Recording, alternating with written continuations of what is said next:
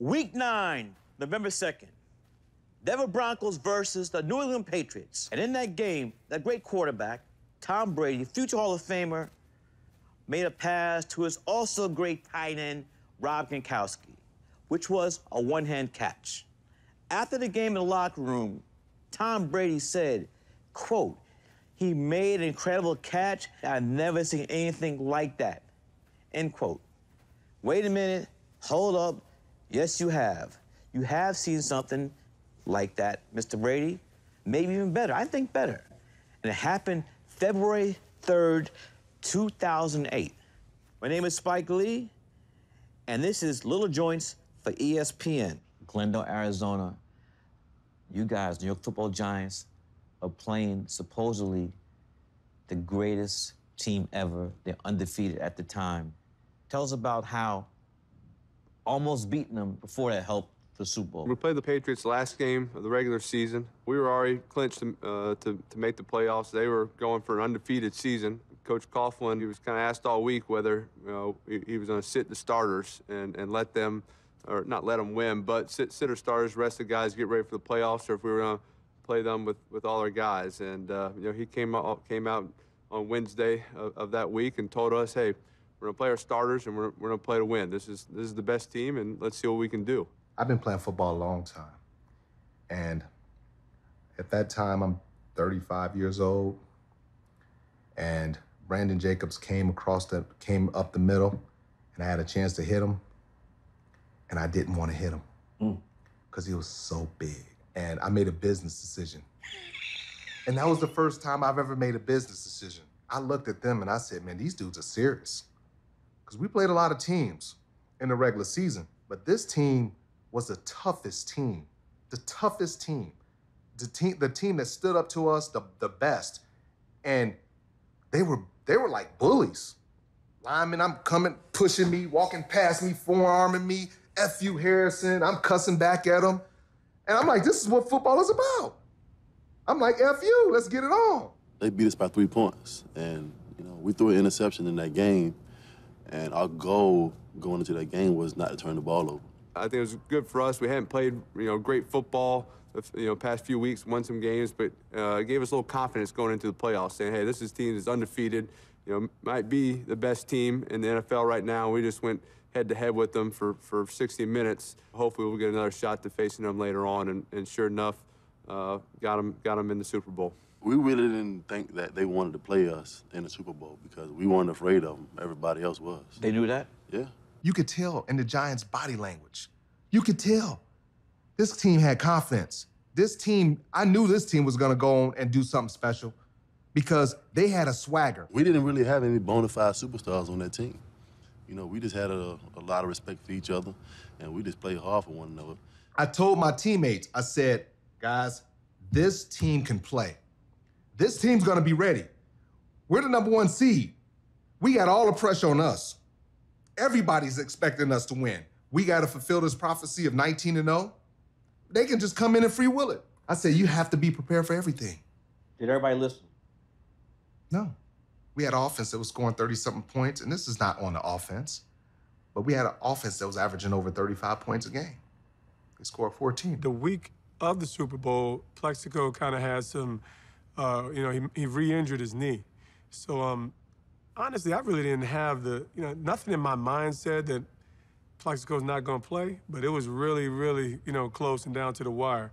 So I was preparing like a starter, which I always did. At that point, I had, kind of got to the understanding of how to be a pro, how to be prepared, having the respect of my peers and my teammates. So I was always ready when my number was called. People forget that you caught a touchdown before that catch. Yeah. I call it, What was the play? 38 pop salad. I think Which that was is what? 38 pop salad is when we, the quarterback fakes to the running back, and it's one wide receiver. So when David Tyree motions down, the corner slides in, and the safety, comes down because he thinks it's run to the strong side. A lot of times when we brought David in, he was in there, you're going to go block the safeties. He's a great blocker. I was a physical receiver, so I would go in there and hit them safeties and things of that nature. Brought him in saying, they might think definitely run when he's in there and use that to our advantage. He kind of pretends to block the safety and runs a little pop pass. It's usually a bang-bang play, And Asante Samuel was about this close to knocking that ball down. And Eli just made a great play. He drilled it in there, and that was the easier one out of the 2 catches that day. That was the first touchdown pass you caught the whole year, too, right? Oh, absolutely. Coach Coughlin, he always talks about in a 2-minute drive, usually there is going to be some sort of big play. 14-10 ball game. We can't win it with a field goal, can't tie it. We got to go.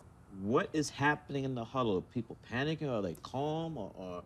No, I think everybody's pretty calm. We'd always been pretty good at the 2-minute drive. Everybody had the mindset, hey, the final score of this game is going to be 17-14. Strahan's going around the sideline saying, just saying, hey, final score 17-14. He was like, it is not over. We are going to win this game 17-14, and we're going back home as champions. Like, just believe it, we're going to win this game.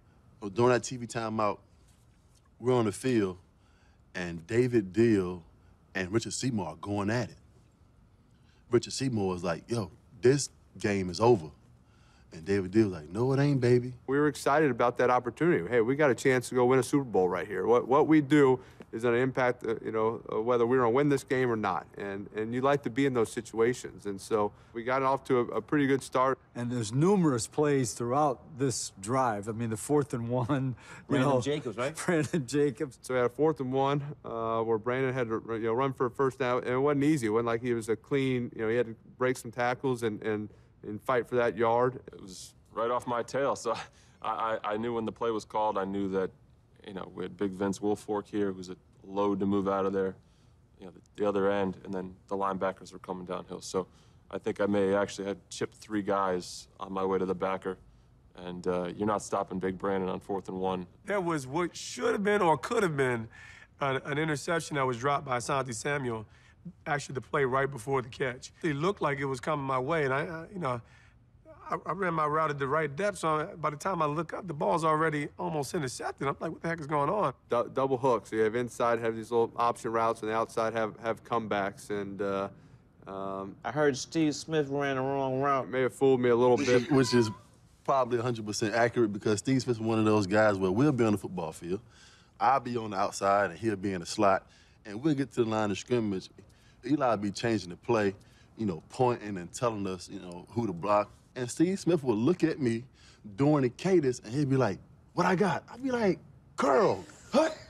And it's like, how you gonna ask? The DP's hearing that too? Yeah, how you gonna ask me what route you got right before the ball's hiked? He used to do it at least 3 or 4 times a game. So it's really kind of a throwaway that wasn't thrown away well enough. And so, thankfully, Samuel over there did he was trying to keep his feet in bounds and instead took his eyes off the ball.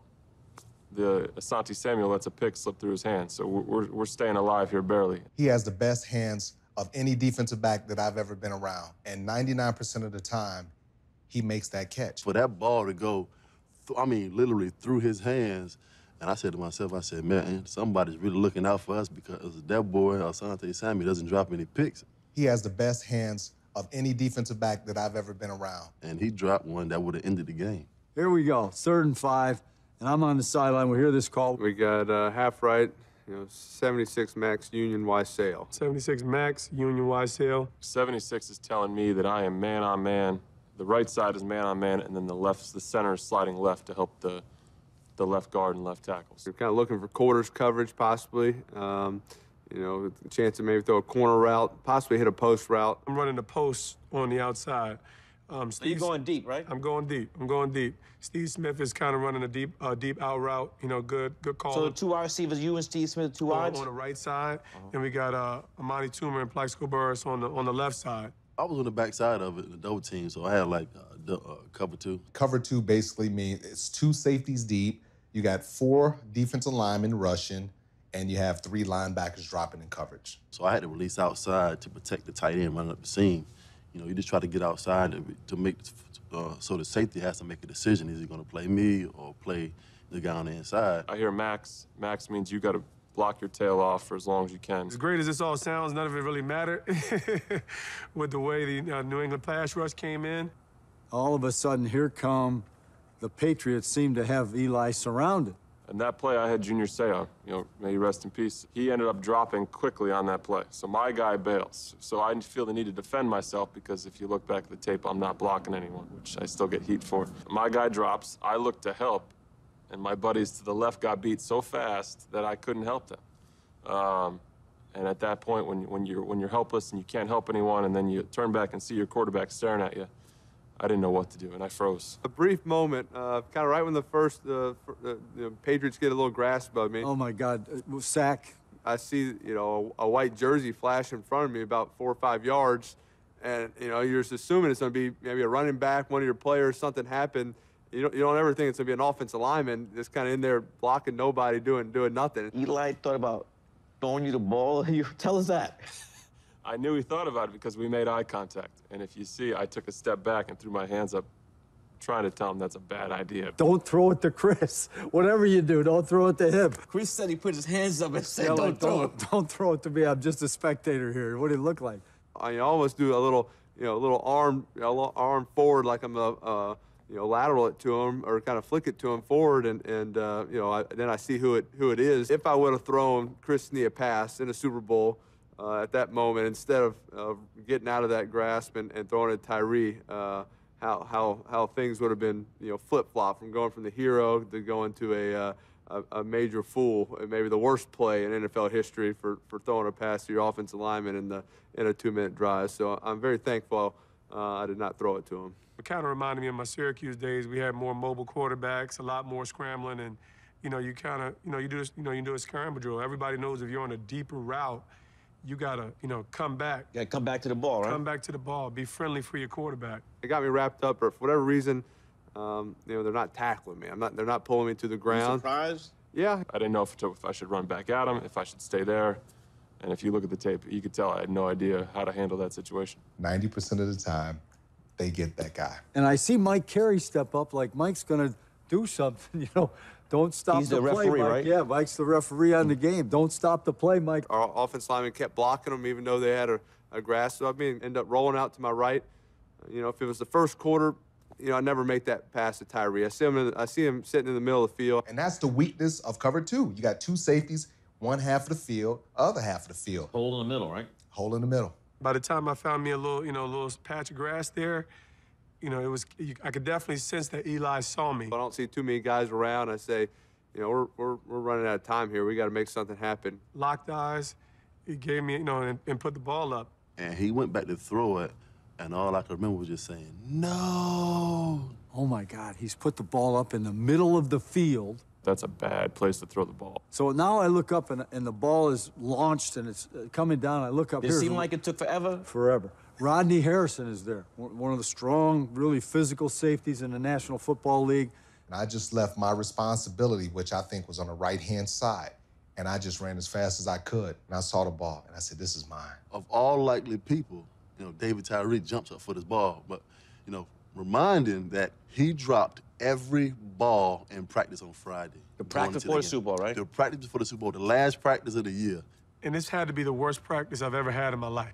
He dropped like 4 or 5 footballs, and we was like, man, we going to the Super Bowl, you go out to practice and you drop 4 or 5 balls? It was to the point where I'm dropping balls in the side. Oh! And all of a sudden, David Tyree and Rodney Harrison go up in the air together. From there, it's kind of like this, like this Chariots of Fire feeling, going on in the background. You got this slow motion. Music? Got a little music going on in the background. Like, I'm just locking in at the football. I went up with 2 hands, and in my head, the only thing I'm saying is, I got this, and I'm not going to let it go.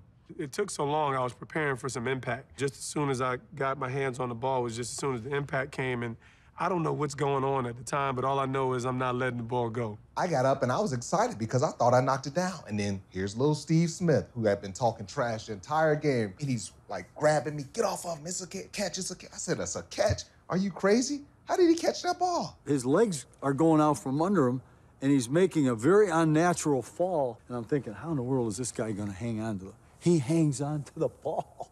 Shocked when I saw that he still had possession. He makes just one of the great efforts and catches in Super Bowl history. I kind of see it all happen. I don't really know what happened. I didn't see the helmet part of it because I was just, I was on the backside of it. I heard everybody go crazy. So I'm just running back to the huddle to get back in the huddle. I hadn't seen it. And then I just looked up on the Jumbotron, and I was like, oh my God, I can't believe he just caught that ball. So then I ran over and grabbed him, and I was like, man, do you know what you just did? And he was like, I don't know what's going on. And I just couldn't believe it. I looked up at the scoreboard, and I saw a ball planted on the side of his head all the way down.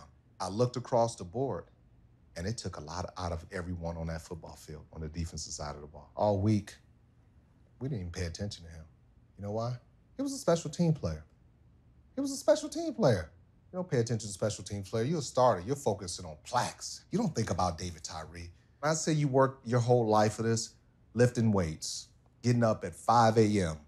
in the weight room, training, stretching, off-season, running, sprints, playing tackle football when you're 6, 7, 8 years old on the side of your house. That's the moment that you do all that for. And so many other times in the playoffs, in the AFC Championship game, in the divisional round, getting interceptions, making big plays. That was me. That's how I made my name, outside of hitting people. And I could not come up with the one signature play that could have defined not only me, because it's not about me, but that team to get to 19-0. And I felt like I let them down. Doing this piece with you, it's taken me to a place where I really don't want to go, because it's very emotional to me. Before I even sat down here, I was in my closet praying. I needed that strength. There's a spiritual side to this. And David Tyree, he's talked about this spiritual side. And at first I was stubborn, because I'm a Christian guy. I love the Lord. I wanted to ignore that aspect of it because my pride got in the way. And he talked about, God's influence and what's destined for you. I was a guy that just loved God, man. I wasn't raised any religious or anything like that, but I had a real encounter with Jesus. I got a chance to know this woman, Kimberly Daniels, about maybe a year or two before the Super Bowl. And she was a pastor in Jacksonville, Florida. And, we got a chance to know each other. She was really a wonderful woman. She was a powerful woman of God as well. So the night before the Super Bowl, she actually shared some things with us as we were, just praying a prayer of blessing. I'm in my room, and, my wife is on the phone. And my wife was actually 8 months pregnant with identical twin girls. We were praying over the twins. She was praying for success over the game. And she said, David, God's quickening your feet. He's giving you hinds feet like the feet of a deer to jump high. And to jump high, huh? To jump high, right? And I only had a 31-inch vertical, so I didn't have no bunnies like that. I didn't have no... You had Jordan vertical on that cat. There we go. Yeah, Michael Jordan vertical on that cat, so let me get some of that. Absolutely. And then she said, God's putting spiritual glue on your hands. And so I'm just a believer. I'm a believer, so I'm believing. And right. Then she said to me, the final thing she said to me is, the Lord's going to give you the big play. And so, interestingly enough... This the night before the game. The night before the game. I thought about the play that I scored, the touchdown. When I make that touchdown, man, I'm praising God, man. I'm thinking, this is it. I mean, how much better could it get for a guy like me, a special teams player, to score a touchdown in the Super Bowl against, the unbeaten Patriots? Paint the picture that leads up to your catch to win the Super Bowl. I remember looking out to the sideline, and I see Doug Williams, holding a Super Bowl trophy. And I remember thinking to myself, I was like, man, I'm so close to that trophy. So Eli comes in with the play call. Trip right, 62, cafe, just X fade. And I go to break the huddle, and Eli, he grabs me. He's like, hey, if you get single coverage, I'm throwing it. And I was like, man, they're not gonna single cover me at this point in the game. They've been double covering me the whole entire game. We called a blitz. And Junior Seau was the linebacker. The late, God bless his soul. One of my best buddies ever. In the huddle, I said, Junior, we have to check this call. This is a dumb call. We can't Plaxico, we just can't. We can't defend him. And what we do in that situation was Plaxico starts to run a slant, so the corner drives on the slant. Ellis Hobbs was his name. I get to the line of scrimmage, and I look up, and I'm like, oh, my goodness. I couldn't believe the coverage that they were in. When I knew that we were blitzing, I said, the game is over. They won the Super Bowl. Because there ain't no way Ellis Hobbs, who worked his butt off and was a pretty good player, Plax was a great player. He wasn't going to stop him, not one-on-one. It wasn't even one-on-one. It was cover zero. So there was no help. So cover zero is that every defender has a man, and you have no help. You are there on your own. And they lined up in cover zero. How tall was this guy Hobbs? Probably about 5'9", 5'10". How tall are you? 6'6". Mismatch. Yeah. you can run, but you can't hide. Plaxico gave a great move. He gave, the corners playing inside leverage. I remember him, Ellis Hobbs stopping his feet on the 5-yard line on tape. And it was just a habit that he had. If he stops his feet on the 5-yard line, like I see on tape, I'm just gonna come off the ball so fast, and he's gonna have to make a decision if I'm going in or out. And I get up on him, and it was just like, Let me see that move again. It wasn't even a. Let me see the move. And it was like, I call it jello. Threw it up high for him, and it's nice to see your receiver that wide open. I didn't think that ball would ever come down. I'm looking at it, and it's like, it's like slow motion. And I would never forget the sound that it made. It just stuck to my left shoulder, and it hit my gloves, and it was just like, I just couldn't even believe that moment had happened for me because, as a kid, you dream of making catches like that, especially in, that fashion. Tell us a story about this ball. Well, the story about this ball is that it's mine. This is the ball that I caught a touchdown on. So obviously, anytime you catch a touchdown, it's easy opportunity, tuck it tight and run that thing to the sidelines. I handed it to Ed Skiba, the equipment guy. He will vouch for me, which he took a lot of balls from me, and he would do it right on the spot, write the number 17 on it, right there. You're missing a part, though. What? What catch was made with that ball before it? Oh, David Tyree, made a catch with this ball. So I made the catch, and I really actually had to, make sure I was still going to be in the game. So I looked to the sideline, and they were actually bringing Kevin Boston. That ball got, put right back into play, field of play, and Plexico ends up catching the game-winning, touchdown. Plexico has your ball? Plexico Burrs has my ball. Okay. It's probably one of the most famous footballs in all of history. And it's yours. It just happened to end up in my hands at the end of the game. He says it's his ball, and I was like, well, we can't share it. I tried to negotiate, I said, listen, man, this is a touchdown ball right here, It kind of fits exactly what you experienced, Because I had a touchdown. I said, well, listen, it's just a football. He didn't want to hear it. I may take it by his house, and we can sit on the table, and we can, look at it, have a great conversation.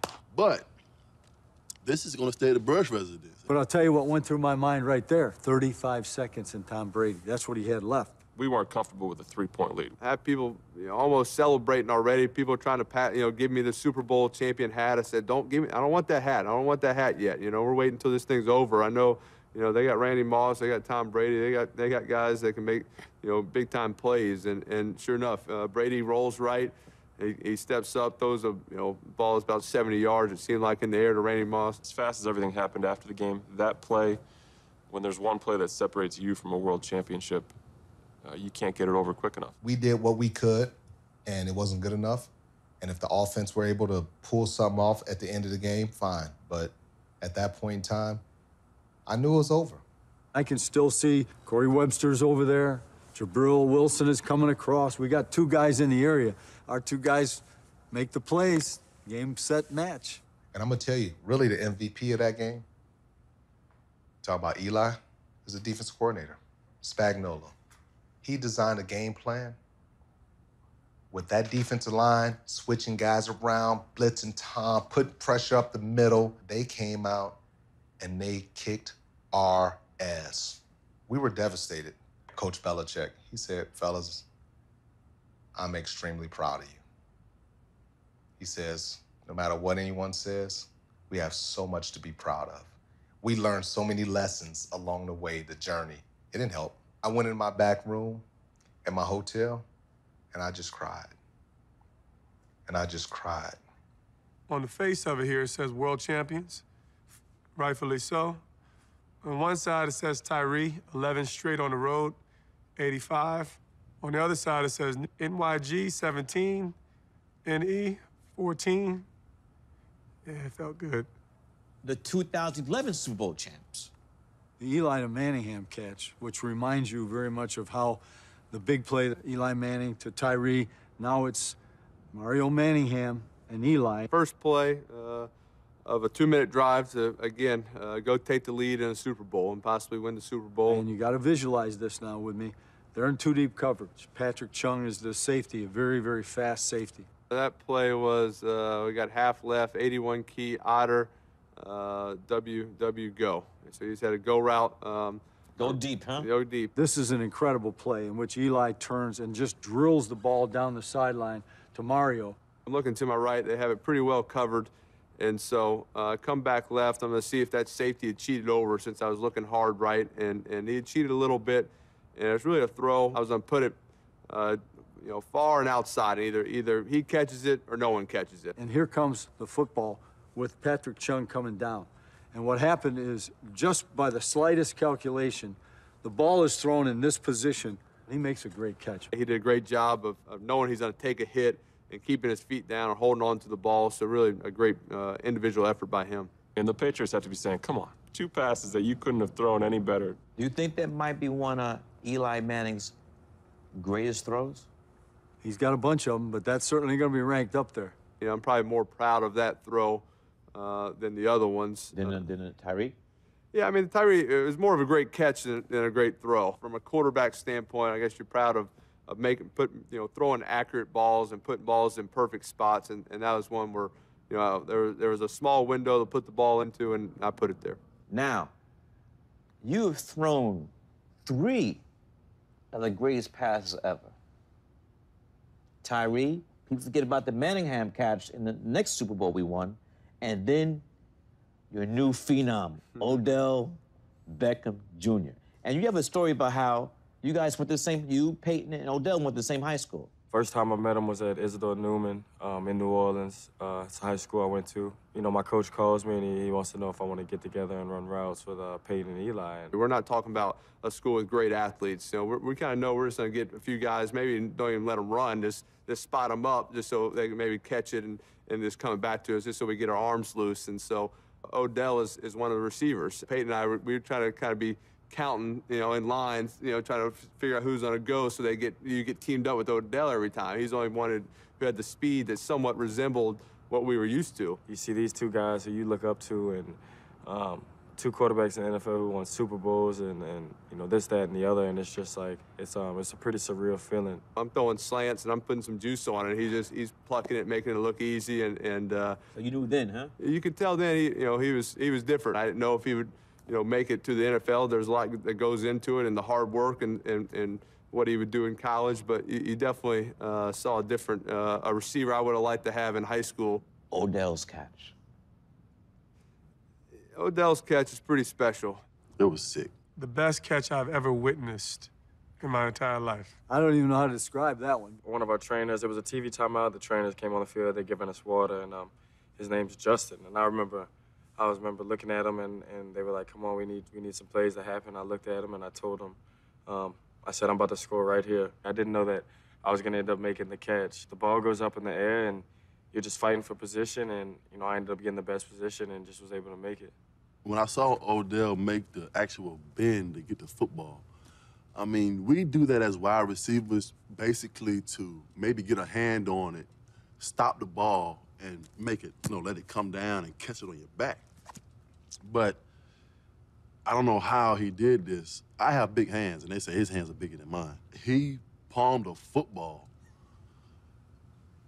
like 50 yards in the air and stopped it on a dime. Almost like he's about to throw it again. You know, he's kind of holding it like that. You know, yeah, just like he could have thrown it right away. And then I saw it the next day, you know, on the cover of the newspaper, and he literally had it like this, a thumb and 2 fingers. Hand was like that. A little further back, probably more like that. But just the ball hit my hand, and I just knew that it had stuck. When I see Odell's catch, it was the best catch I'd ever seen in my life. Just great to even be mentioned, you know, in that category with him. Him going down in history is something that I know New York Giants fans will remember forever. In the Super Bowl and then me winning it, and it's just what better way to do it, you know, in a bigger moment than that. Looking at my catch, I don't think you can really compare the two. It's context, you know, and for me, anytime you talk about the greatest catches in, you know, NFL history, Super Bowl history, it's all about context. When it comes to my catch, if I have to, you know, toot my own horn or build my own argument, I don't think you have greater circumstances. I don't think you have more climactic moments.